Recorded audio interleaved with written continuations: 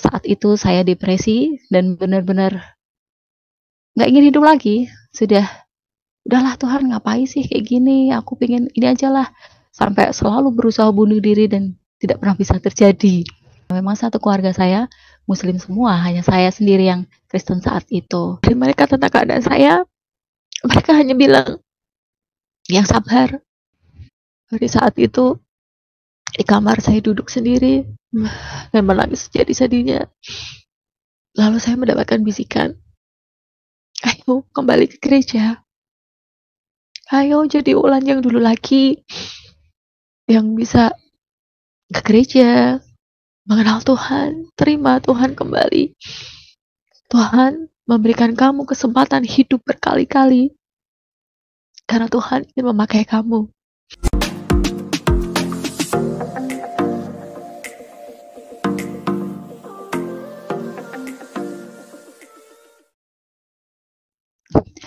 Shalom saudara yang dikasih Tuhan. Shalom. Begitu luar biasanya hari ini. Semoga kita semua selalu diberkati Tuhan dalam keadaan apapun. Dan perkenalkan, nama saya Wulan Triwahyuni. Dan setelah dibaptis, nama saya adalah Nasaret Wulan Triwahyuni. Di sini saya ingin bersaksi bahwa Tuhan begitu luar biasa hebatnya dalam hidup saya. Waktu kecil, saya berasal dari keluarga yang tidak mampu. Ibu saya adalah seorang pembantu, dan saat itu saya tidak mengenal siapa bapak saya, karena memang ibu tidak satu rumah dengan bapak, dan saya mengenal bapak itu sewaktu kelas 6 SD. Saya pikir saya nggak punya bapak, karena memang saya tidak pernah bertemu dengan bapak. Setelah ibu berhenti bekerja menjadi seorang pembantu, ibu ikut dengan bapak. Setelah itu kehidupan saya berubah drastis, saudara. Disitulah pergumulan saya dimulai, karena dari kecil saya sekolah di Kristen, hingga SMP, SMA, bahkan saya selalu sekolah di Kristen. Saya memiliki 4 bersaudara, saya perempuan sendiri di sini, dan puji Tuhannya saat itu banyak sekali pergumulan yang saya hadapi, karena keluarga saya adalah seorang Muslim, dan saya sendiri yang bertahan menjadi Kristen, karena dari SD, SMP, dan SMA saya sekolah di Kristen. Berawal dari ibu berhenti kerja dan ikut bapak, semua pergumulan saya dimulai. Saya kaget, ternyata bapak saya adalah seorang pemain judi dan pemabuk.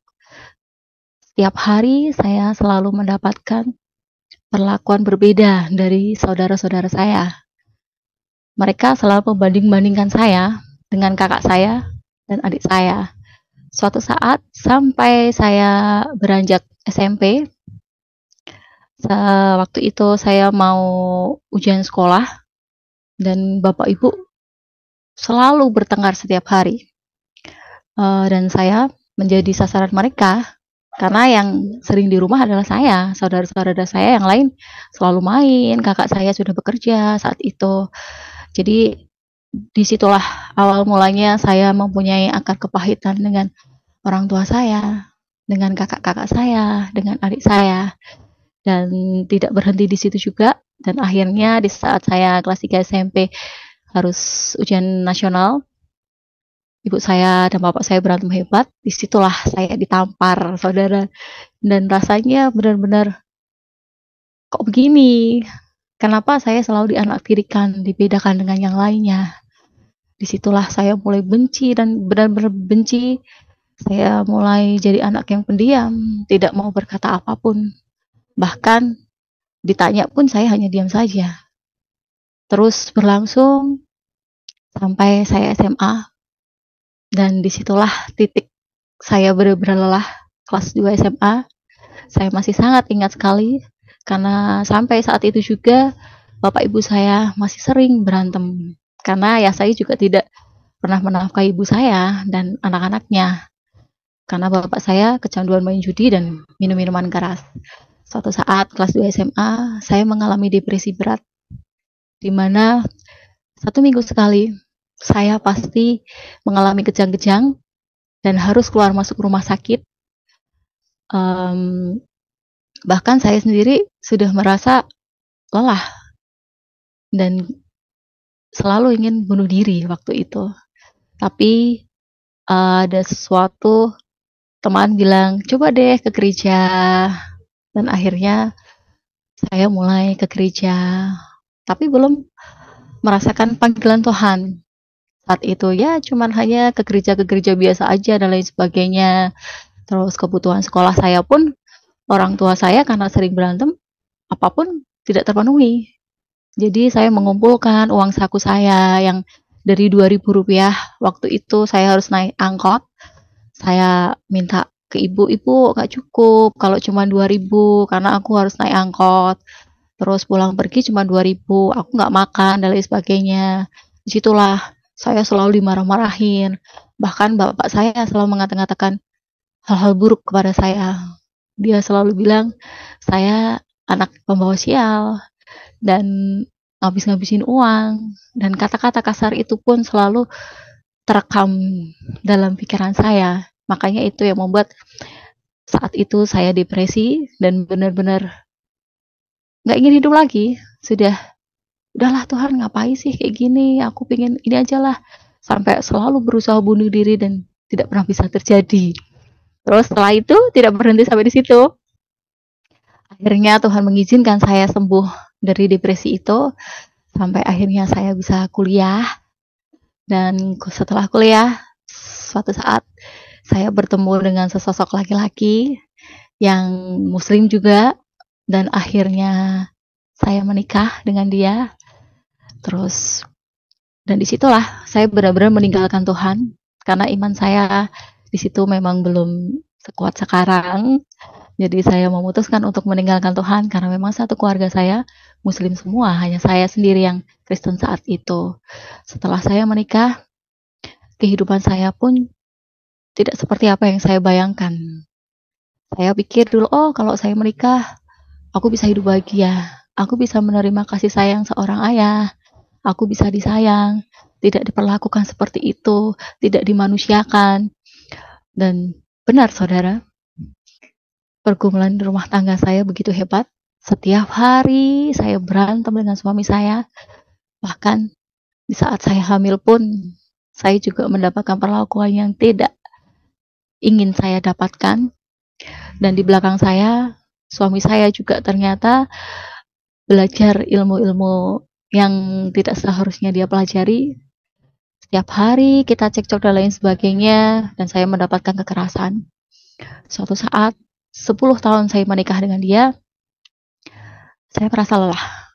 Karena tidak ada perubahan sama sekali, setiap hari saya berantem sama dia, dan apapun, hal besar, kecil, atau apapun itu, kita selalu berantem.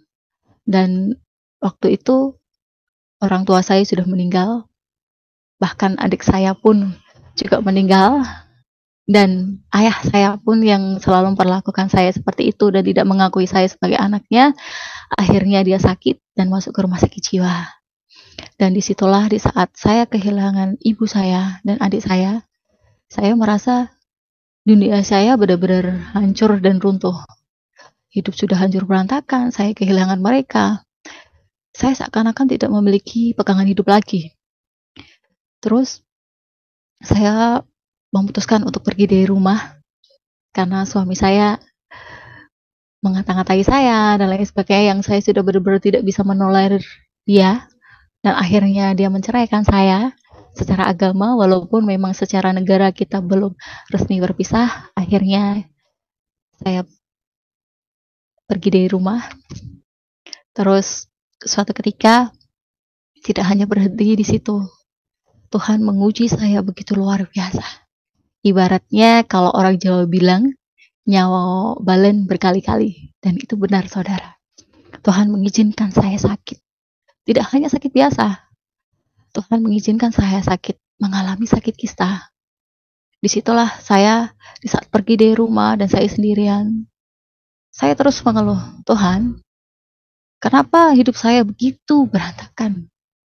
Kenapa ini semua harus terjadi dengan saya? Dari kecil, saya tidak pernah merasakan kasih sayang. Terus yang saya pikir saya bisa berumah tangga dan mendapatkan semua apa yang saya mau, ternyata saya juga tidak mendapatkan itu. Malah justru sekarang aku harus mengalami sakit, dan bukan sakit biasa. Dokter memvonis saya memiliki kista, dan mau tidak mau saya harus melakukan operasi. Disitulah saya harus bolak-balik ke rumah sakit sendiri.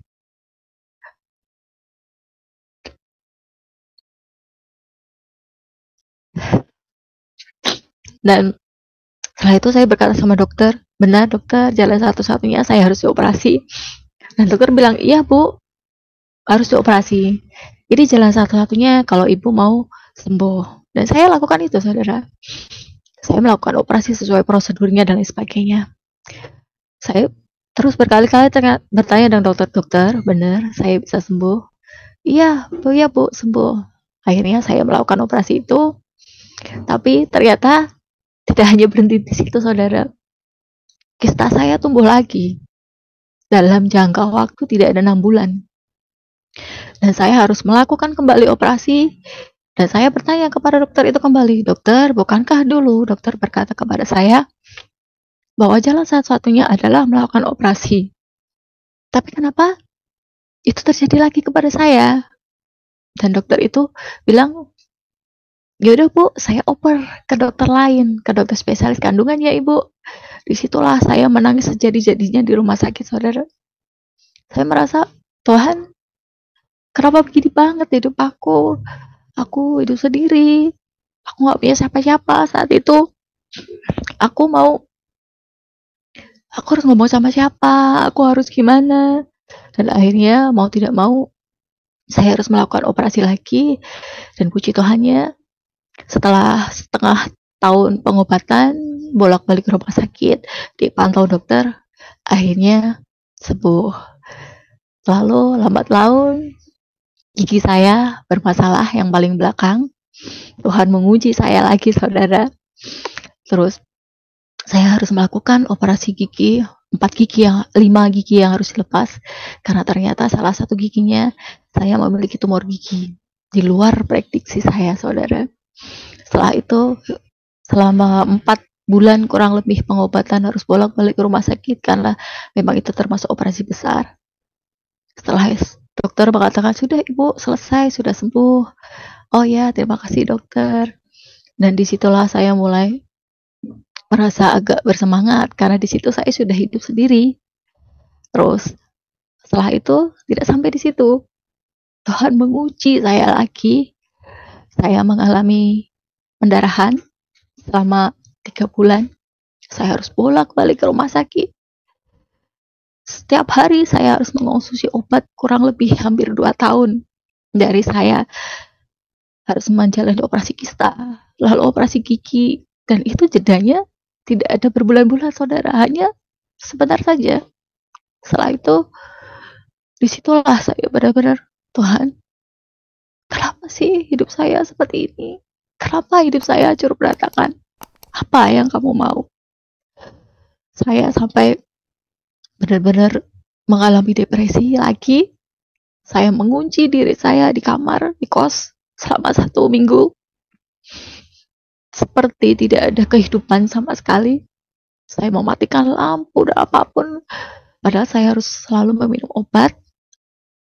Saya nggak makan, saudara. Saya cuma minum air putih aja, dan minum obat, jadwal minum obat, karena obat memang tidak boleh lepas dari jam yang harus minum obat, ada jamnya. Disitulah saya benar-benar, Tuhan, aku capek, udahlah aku mau pulang aja, aku capek dengan semuanya, aku hidup sendiri, aku mau ngeluh sama siapa, aku mau gimana. Tapi disitulah saya suatu saat duduk terdiam, lalu menangis sejadi-jadinya. Saya bilang, Tuhan, kenapa semua ini harus terjadi dengan saya? Apa salah saya? Apa yang harus aku lakukan? Bahkan kamu sudah mengambil orang-orang yang paling aku cintai. Sekarang aku sendiri. Walaupun saya mempunyai 2 kakak laki-laki, Tapi yang satu sudah menikah, dia punya kehidupan sendiri, dan satunya lagi di luar kota. Itu pun di saat saya mengabari mereka tentang keadaan saya, mereka hanya bilang, yang sabar, kita harus berjuang sendiri, karena kita nggak punya siapa-siapa. Bahkan di saat saya keluar masuk rumah sakit pun, mereka tidak bisa mengunjungi saya. Disitulah saya benar-benar hidup saya hancur. Di saat itu, di kamar saya duduk sendiri dan menangis jadi-jadinya. Lalu saya mendapatkan bisikan, ayo kembali ke gereja. Ayo jadi ulang yang dulu lagi, yang bisa ke gereja, mengenal Tuhan, terima Tuhan kembali. Tuhan memberikan kamu kesempatan hidup berkali-kali, karena Tuhan ingin memakai kamu. Dan benar saudara, disitulah saya mulai mengimani, dan saya buka-buka Facebook. Tuhan benar-benar membuka jalan itu untuk saya. Dulu waktu saya sekolah, saya pernah di satu gereja, yaitu sekarang gereja yang menaungi saya Cici Kasih Tuhan, di bawah naungan Bapak Gembala Immanuel CLD. Tiba-tiba Bapak Gembala chatting saya, Shalom Ulan, gimana kabarnya? Dan disitulah saya merasa, ternyata Tuhan benar. Tuhan membuka jalan semuanya agar saya kembali kepadanya, agar apa yang saya inginkan, kebahagiaan, sukacita yang selama ini tidak saya dapatkan, saya akan dapatkan di sana. Dan benar saudara, Om datang, karena saya memanggil pendeta saya itu Om, karena dari kecil saya memanggil dia Om. Om datang dan bilang kepada saya, ayo ke gereja, kita ketemu di gereja dan lain sebagainya. Dan benar, saya memutuskan untuk kembali ke gereja. Dan disitulah saya dipertemukan dengan orang-orang yang luar biasa. Mereka mensupport saya. Mereka mengatakan, kehidupan tidak semudah apa yang kita bayangkan. Apapun yang terjadi dalam hidup saya, hingga saya bisa menjadi seperti ini, karena memang Tuhan sayang dengan saya. Tapi di saat itu, saya masih bimbang, benarkah saya bisa benar-benar merasakan kebahagiaan di sini dan lain sebagainya.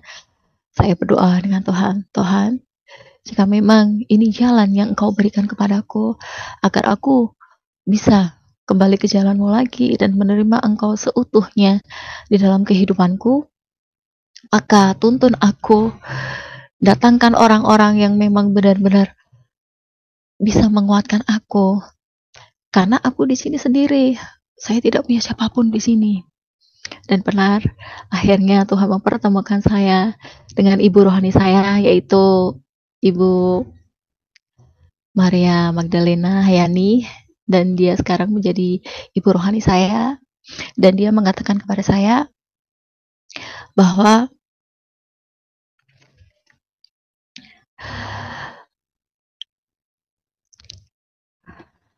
jika saya ingin menerima Tuhan, dia bilang ketika itu, kita mau memulai pelayanan kita, harus ada pemberesan diri.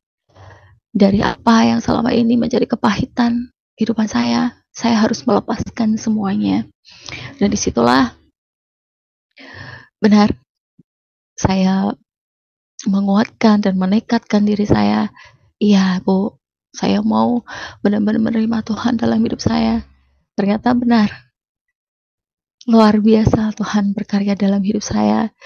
Dari yang kemarin seperti itu, dan saya pengen bunuh diri berkali-kali, ternyata Tuhan tidak mengizinkan itu. Saya masih hidup sampai saat ini. Lalu Ibu Ayani menuntun saya untuk melakukan doa pelepasan dan menerima Tuhan dalam hidup saya. Dan lalu saya mau dibaptis, dan Ibu Ayani, ibu rohani saya, membaptis saya. Dan Ibu bilang, Tuhan akan kasih jiwa baru lagi di dalam hidup kamu. Tuhan akan memakai kamu luar biasanya, menjadi berkat dimanapun kamu berada, menjadi penyembuh bagi orang-orang yang luka, menjadi penyemangat untuk orang-orang yang memang membutuhkan semangat. Dan Tuhan memberikan nama baptis kepada saya, yaitu Nazaret, dan saya berkata, nama ini begitu luar biasanya, karena tidak hanya sekedar nama, memiliki arti yang luar biasa. Dan saat itu, di saat di gereja, setiap tahun di gereja kita memberikan satu ayat emas untuk 1 tahun ke depan. Dan disitulah saya mendapatkan ayat emas saya, yaitu berasal dari Mazmur 27 ayat 10 yang berbunyi, sekalipun ayahku dan ibuku meninggalkan aku, namun Tuhan menyambut aku. Dan benar saudara, Tuhan menyambut saya begitu luar biasanya. Dan suatu saat saya mendapatkan satu lagu, yaitu yang berjudul Tak Terbatas. Ku kagumi caramu mencintaiku, kau ada di cerita proses hidupku. Di titik terendahku, kau hadir untuk mengangkatku. Ku tahu kau tak menyerah akan hidupku. Tak terbatas kuasamu, tak terduga caramu. Kau yang kuandalkan di setiap langkah hidupku. Tak terbatas kasih-Mu, tak terduga jalan-Mu. Kau yang ku percaya di segala musim hidupku. Caramu mengangkatku, caramu mengubah hatiku, caramu menuntunku, tak terbatas di dalam hidupku. Tak terbatas kuasa-Mu, tak terduga cara-Mu. Kau yang kuandalkan di setiap langkah hidupku. Tak terbatas kasih-Mu, tak terduga jalan-Mu. Kau yang ku percaya di segala musim hidupku. Lagu itulah yang benar-benar memberkati saya dan membuat saya benar-benar merasa terberkati, dan benar Tuhan begitu luar biasa dalam hidup saya. Dan benar Tuhan memberikan saya kepercayaan yang luar biasa, dan sekarang saya mulai mengikuti doa-doa keliling untuk mendoakan orang-orang yang membutuhkan doa, penguatan iman dan lain sebagainya. Luar biasa sekali saudara, Tuhan memakai saya. Saya doa-doa keliling dimanapun banyak orang yang membutuhkan doa-doa kita. Kita bersama-sama bersatu untuk mendoakan mereka di saat mereka membutuhkan doa dari kita. Lalu Tuhan memakai saya juga, mengizinkan saya untuk menjadi singer di gereja. Dan kedepannya Tuhan akan memakai saya untuk menjadi WL dan bisa menjadi berkat untuk semuanya. Dan pesan yang saya dapat dari semuanya yang saya alami dalam hidup saya adalah hidup di luar Tuhan bukanlah jaminan kita bisa hidup bahagia, menjadi kaya, hidup berkecukupan. Tapi Tuhan menjanjikan kita itu semua. Tuhan menjanjikan kita hidup bahagia, bersuka cita, damai sejahtera di saat kita menerima Tuhan di hati kita. Apapun pergumulan kita, sesusah dan seberat apapun itu, jika kita menerima Tuhan di hati kita dan kita mengamini apa yang Tuhan berikan kepada kita, rahmat-Nya, berkat-Nya yang akan selalu berlimpah kepada kita. Walaupun mungkin saat ini banyak sekali pergumulan yang saya dapatkan, tapi saya percaya setelah menerima Tuhan, saya merasakan sukacita, hidup yang baru, dan merasa saya benar-benar diberkati dan saya dibutuhkan. Walaupun saya hidup seorang diri di sini, saya tidak pernah merasa kesepian lagi, saudara. Saya tidak pernah merasa kesendirian lagi. Walaupun saat ini mungkin saya belum mendapatkan pekerjaan yang tetap dan saya tidak bisa bertemu dengan anak saya, tapi saya percaya Tuhan menyediakan berkat-Nya yang luar biasa kepada saya ke depannya. Dan saya juga memiliki kerinduan, saya bisa masuk sekolah untuk menjadi pelayan Tuhan, untuk melayani orang-orang yang membutuhkan berkat-berkat dari Tuhan. Semoga dengan apa yang saya berikan, kesaksian yang saya ceritakan pada hari ini bisa menjadi berkat untuk kita semua dan menjadi pengingat untuk kita semua bahwa apapun yang terjadi dalam kehidupan kita, seberat apapun masalah yang kita hadapi, bahkan kita merasa tidak ada gunanya lagi hidup, merasa lelah dengan semuanya, tapi di saat kita percaya pada Tuhan, di saat kita menyerahkan semua pergumulan kita kepada Tuhan dan menerima Tuhan di dalam hati kita, Tuhan menjanjikan hidup yang bahagia, sukacita yang tiada hentinya, dan Tuhan akan memelihara kita. Apapun yang akan terjadi, Tuhan akan menjamin semuanya akan menjadi baik-baik saja. Dan kita akan menjadi berkat bagi semua orang. Saya dan saudara bisa menjadi berkat untuk siapapun. Terima kasih. Filipi 4 ayat 6 sampai dengan 7. Janganlah hendaknya kamu khawatir tentang apapun juga, tetapi nyatakanlah dalam segala hal keinginanmu kepada Allah dalam doa dan permohonan dengan ucapan syukur.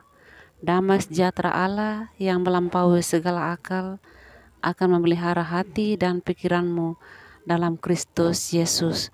Bapak Ibu Saudara sekalian, kiranya kita semua yang menyaksikan video ini boleh terberkati melihat begitu beratnya beban yang dialami oleh ibu ini, namun dipulihkan oleh kuasa Tuhan Yesus. Puji Tuhan, Tuhan kita Yesus Kristus yang begitu dahsyat kasih setianya, tak pernah meninggalkan bagi kita orang-orang yang percaya kepadanya. Demikianlah saudara, Tuhan Yesus memberkati kita semua dan sampai jumpa pada video berikutnya. Shalom.